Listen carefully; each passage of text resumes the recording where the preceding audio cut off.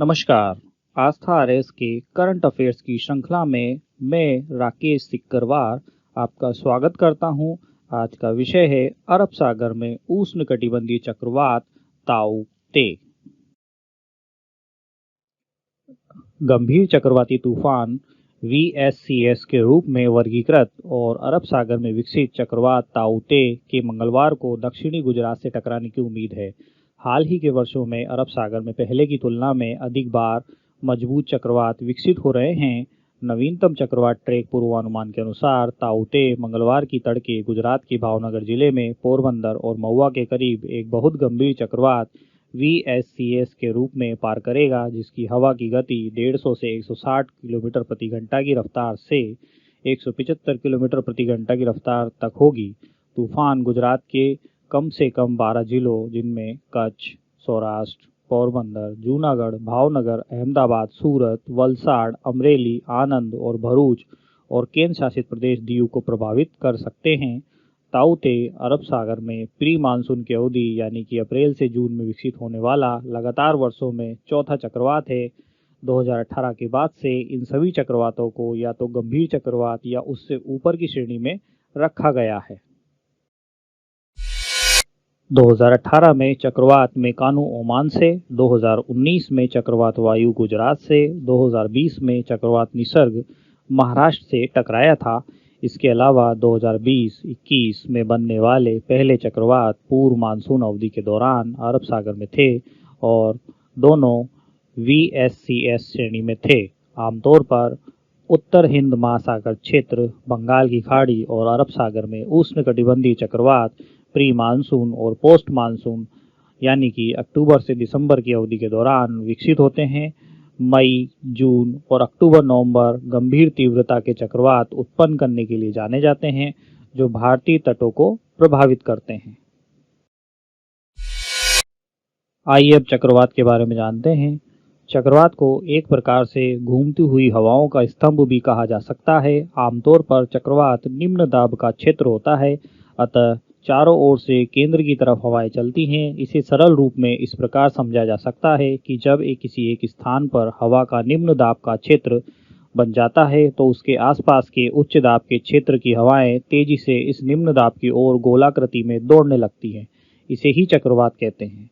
इन हवाओं की दिशा उत्तरी गोलार्ध में घड़ी की सुइयों के अनुकूल होती है। चक्रवात आकार में गोलाकार, अंडाकार या पूरा चक्र के समान होते हैं। ये मौसम को बहुत ज़्यादा प्रभावित करते हैं। इनसे वर्षा और तापमान पर असर पड़ता है। चक्रवात मुख्यतः दो प्रकार के होते हैं, शीतोष्णकटिबंधीय चक्रवात तथा उष्णकटिबंधीय चक्रवात। उष्णकटिबंधीय चक्रवात कर्क तथा मकर रेखाओं के मध्य उत्पन्न चक्रवातों को उष्णकटिबंधीय चक्रवात के नाम से जाना जाता है। शीतोष्ण चक्रवातों की तरह इन चक्रवातों में समरूपता नहीं होती है। ये ग्रीष्मकाल में उत्पन्न होते हैं, जबकि तापमान 27 डिग्री सेल्सियस से अधिक होता है। चक्रवात के केंद्र में वायुदाब बहुत कम होता है। समदाब रेखाएं वृत्ताकार होती हैं, परंतु इनकी संख्या बहुत कम होती है। इनका विकास केवल गर्म सागरों के ऊपर होता है। भूमध्य रेखा पर ये नहीं पाए जाते। गर्मियों में इनकी उत्पत्ति अंतरा उष्ण कटिबंधीय अभिसरण क्षेत्र यानी कि ITCZ के साथ होती है, जबकि ये खिसककर 50 डिग्री से 30 डिग्री उत्तरी अक्षांश तक चली जाती है। भूमध्य रेखा पर कोरिओलिस बल की अनुपस्थिति के कारण ही यहाँ चक्रवात उत्पन्न नहीं हो पाते हैं। भूमध्य रेखा से उत्तर कोरिओलिस बल तथा पृथ्वी की अक्षीय गति के कारण हवाओं की अवस्था चक्रीय हो जाती है। ये चक्रवात सागरों के ऊपर तेज गति से चलते हैं, परंतु स्थल पर पहुंचते पहुंचते क्षीण हो जाते हैं तथा आंतरिक भागों में पहुंचने पर ही समाप्त हो जाते हैं। यही कारण है कि ये महाद्वीपों के केवल तटीय भागों को ही अधिक प्रभावित कर पाते हैं। उष्णकटिबंधीय चक्रवातों में विभिन्न वाताग्र नहीं होते हैं। उष्णकटिबंधीय चक्रवातों के प्रत्येक भाग में वर्षा होती है। शीतोष्णकटिबंधीय चक्रवात की भांति इनमें वर्षा की विभिन्न कोशिकाएं भी नहीं होती हैं। ये सदैव गतिशील नहीं होते हैं। कभी कभी एक ही स्थान पर कई दिन तक स्थायी हो जाते हैं तथा तीव्र वर्षा प्रदान करते हैं। उष्णकटिबंधीय चक्रवातों का भ्रमण पथ भिन्न भिन्न क्षेत्रों में विभिन्न होता है। ये व्यापारिक हवाओं के साथ पूर्व से पश्चिम दिशा में अग्रसर होते हैं। भूमध्य रेखा से 15 डिग्री अक्षांशों तक भ्रमण दिशा इनकी पश्चिमी तथा 15 डिग्री से 30 डिग्री तक ध्रुवों की ओर तथा उसके आगे पुनः पश्चिमी हो जाती है, परंतु ये चक्रवात उपोष्ण कटिबंध में प्रविष्ट होते ही समाप्त होने लगते हैं।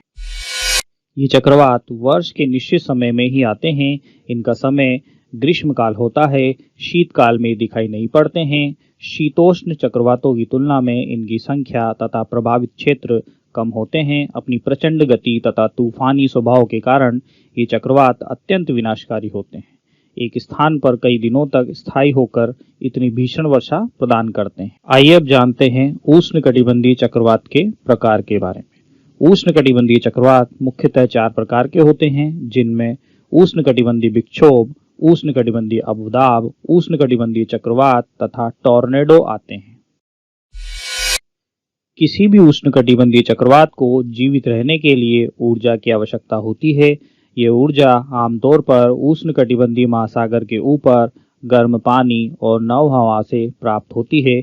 वर्तमान में 50 मीटर की गहराई तक समुद्र का पानी बहुत गर्म हो रहा है, जिससे चक्रवात ताउते की तीव्रता को सक्षम करने के लिए पर्याप्त ऊर्जा की आपूर्ति की जा रही है। बंगाल की खाड़ी और अरब सागर में हर साल औसतन 5 चक्रवात बनते हैं। इनमें से 4 बंगाल की खाड़ी में विकसित होते हैं, जो अरब सागर से भी गर्म है। अरब सागर में चक्रवात आमतौर पर लक्षद्वीप क्षेत्र में विकसित होते हैं और बड़े पैमाने पर पश्चिम की ओर या भारत के पश्चिमी तट से दूर होते हैं। आइए अब आज का प्रश्न लेते हैं। चक्रवात पर निम्नलिखित में से कौन सा कथन सही है? ए, चक्रवात कम दबाव के केंद्र होते हैं, यानी कम वायुमंडलीय दबाव के चारों ओर गर्म हवा की तेज आंधी को चक्रवात कहते हैं।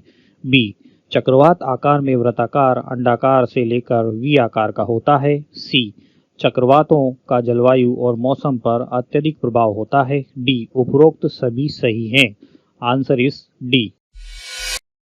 प्रश्न संख्या 2, निम्नलिखित में से कौन सा कथन उष्णकटिबंधीय चक्रवात के बारे में सही है? ए, ये चक्रवात कर्क और मकर रेखाओं के बीच स्थित क्षेत्रों में विकसित होते हैं। बी, उष्णकटिबंधीय चक्रवात आमतौर पर गर्म समुद्र की सतह पर इंटर ट्रॉपिकल कन्वर्जेंस जोन के आसपास के क्षेत्रों में गर्मियों के मौसम में विकसित होते हैं। सी, उष्णकटिबंधीय चक्रवातों की ऊर्जा का स्रोत संघनन का अव्यक्त ताप है। डी, उपरोक्त सभी सही हैं। Answer is D. आप हमें सोशल मीडिया पर भी फॉलो कर सकते हैं। नमस्कार।